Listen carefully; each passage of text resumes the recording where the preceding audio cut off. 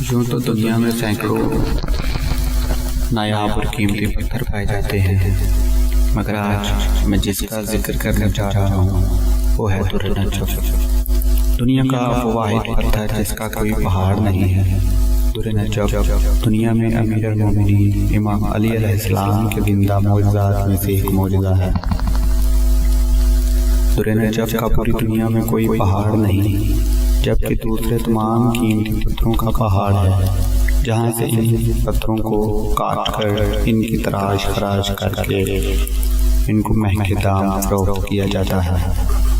دنیا میں دوسرے پتھر ہیں، وہ ہر کسی کو موافق نہیں آتے، لیکن امام حسن عسکری علیہ السلام کا فرمان ہے کہ در نجف دنیا کا وہ واحد پتھر ہے جو ہر مرد اور عورت کے لیے فائدہ مند ہے۔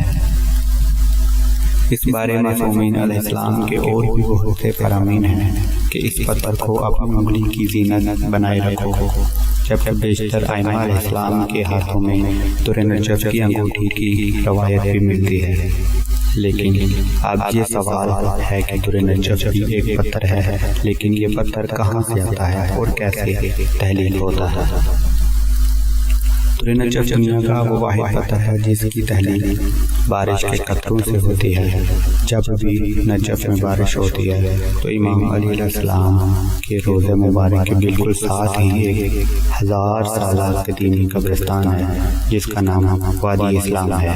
اس قبرستان میں ہزاروں پیغمبروں کی قبریں بھی ہیں۔ جب بھی نجف شہر ہے جہاں امام علی علیہ السلام کا روضہ مبارک ہے، وہاں بارش ہوتی ہے تو بارش کا جو قطرہ اس قبرستان میں گرتا ہے وہ در نجف پتھر بن جاتا ہے، جبکہ اس قبرستان کے احاطے سے باہر ہونے والی بارش کے قطرے پانی بن جاتے ہیں۔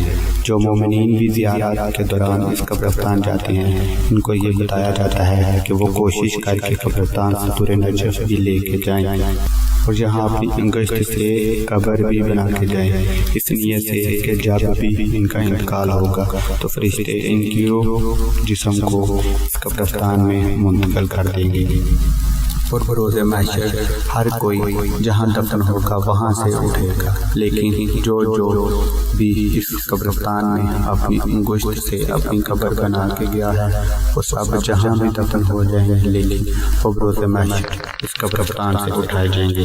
مولا سب کو اس قبرستان کی زیارت نصیب فرمائے، آمین۔